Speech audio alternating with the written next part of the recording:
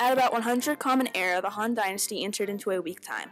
Several levels of deterioration caused the fall. Confucianism intellectual activity became less successful, and creative central government control diminished.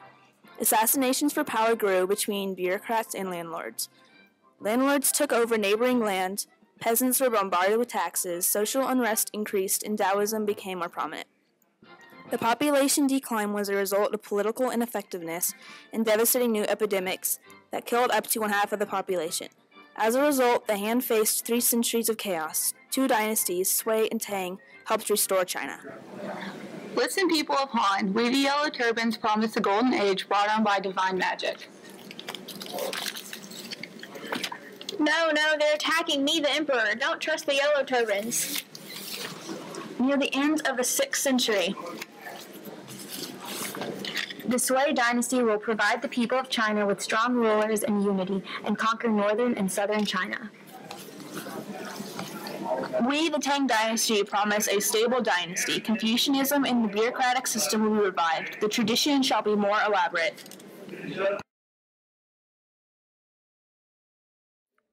Emperors could not control local princes. India was invaded by nomadic people, probably Han tribes, similar to those who were pressing into Europe. During the next century, the invaders destroyed the Gupta Empire in central India. Many of the invaders were included into the warrior caste of India, which formed a new ruling group of princes. We control small states and emphasize military prowess. Indian culture continued to evolve. Buddhism declined and Hindu beliefs gained ground. Within Hinduism, the worship of a mother goddess named Devi spread widely. After 600 Common Era, there was a new religion of Islam. Arab armies fought under Allah. I was the supreme god in strictly monotheistic Islam. Hindu leaders reacted to this new faith by strengthening their emphasis on religious devotion. Hinduism became very popular. Islam hit India's international economic position hard and affected its larger impact throughout Asia. In politics, regionalism continued to prevail. The glory days of the Guptas were long past, although classical traditions in Hinduism and the caste system survived. The fall of Rome began after about 180 Common Era, when population began to decline and the empire faced difficulties in recruiting effective armies. Many Roman emperors displayed great brutality and arbitrariness and were supposedly given to lustful and cruel habits. The empire itself had fallen into hard times, which made tax collection become difficult. The governor of Egypt complained. The once numerous inhabitants of the aforesaid villages have now been reduced to a few, but some have fled to poverty and others have died for this reason.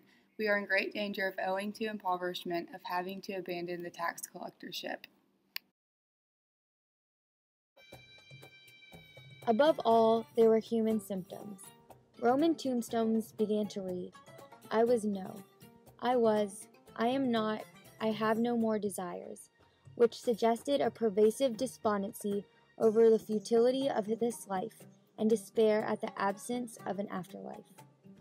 The decline of Rome was more disruptive than both the Han and Gupta dynasty. In fact, it was more disruptive than all of the classical dynasties in Asia. The collapse of the empire became a part of the Western tradition, and the deterioration deserves special attention. Political and economic life began to shift after about 180 Common Era. Political confusion led to selection of weak emperors and many disputes over who had the throne. Interference by the army with the selection of emperors further complicated political life. Also, a series of plagues swept over the empire that came from international trade. These plagues resulted in a population decline from 1 million to 250,000. Recruitment of troops became difficult, so the empire reduced to hiring German soldiers that needed to be paid to guard frontiers. The state's budgets included the additional pay of the German troops, just as declining production cut into tax revenues. Rome's upper classes became steadily more pleasure-seeking. which led to a lessened political interest. Cultural life decayed. There was very little interest to the art or literature of the slowly decreasing empire, leaving out some creative Christian writers. Instead, writers wrote textbooks that were repetitive to previous accomplishments in math, science, and literature. This showed that new knowledge was not being generated, and old accomplishments began to slip. Often, superstitious beliefs were added to theory that previous generations would have scorned. Rome's fall can be blamed on large, impersonal forces that would have been hard for any society, even today, to control or moral political decay that reflected growing corruption on society's leaders.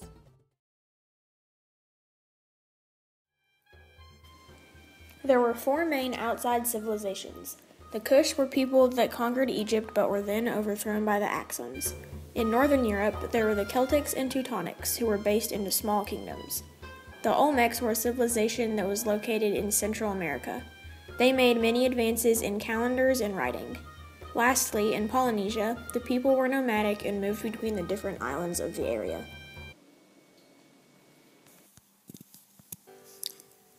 The end of the classical period began the rise of many of the world's major religions. Two major faiths, Christianity and Buddhism, differed in several ways, but both emphasized the spiritual life and the importance of a divine power.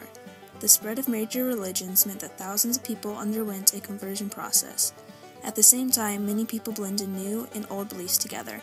This process was called syncretism. Syncretism caused religion changes, sometimes taking on features of individual civilizations while maintaining large religious claims at the same time.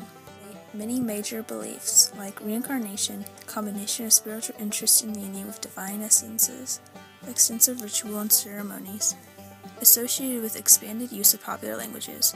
They worshipped Mother Goddess Devi, who has experienced greater popular appeal after fall of Gupta.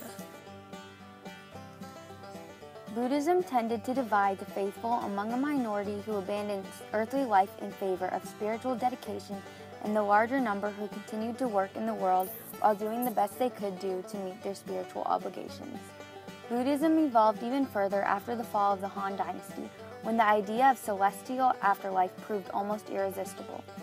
Mahayana became the Chinese version of Buddhism that placed considerable emphasis on Buddha as God or Savior. Statues devoted to Buddha were built. Bodhisattvas were Buddhist holy people who built up spiritual merits during their lifetimes.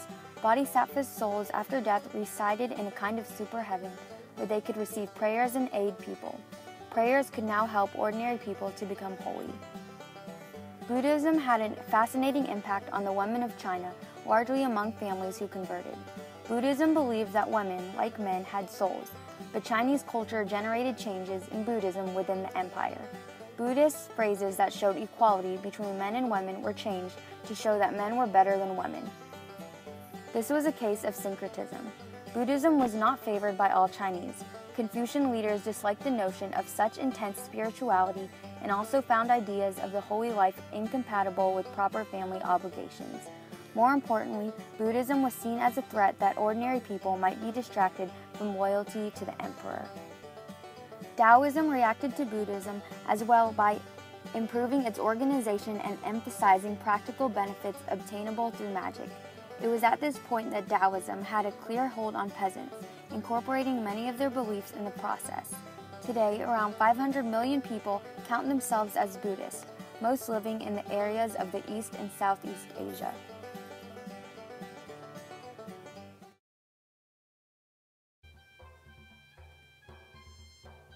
Christianity originated in the Middle East.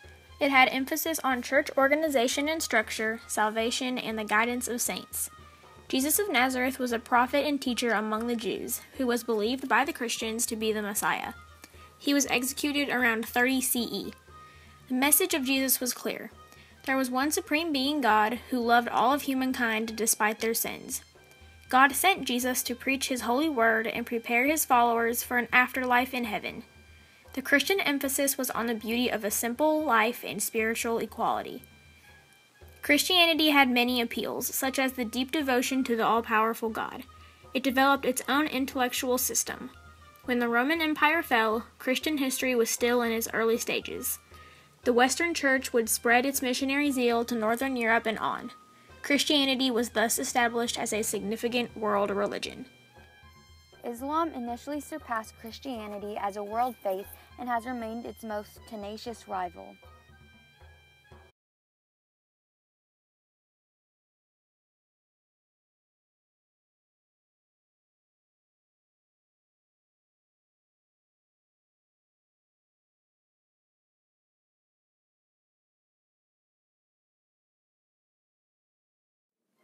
At about 100 Common Era, the Han Dynasty discovered a new ruling group of princes. We control small states and emphasize military prowess. Hindu leaders react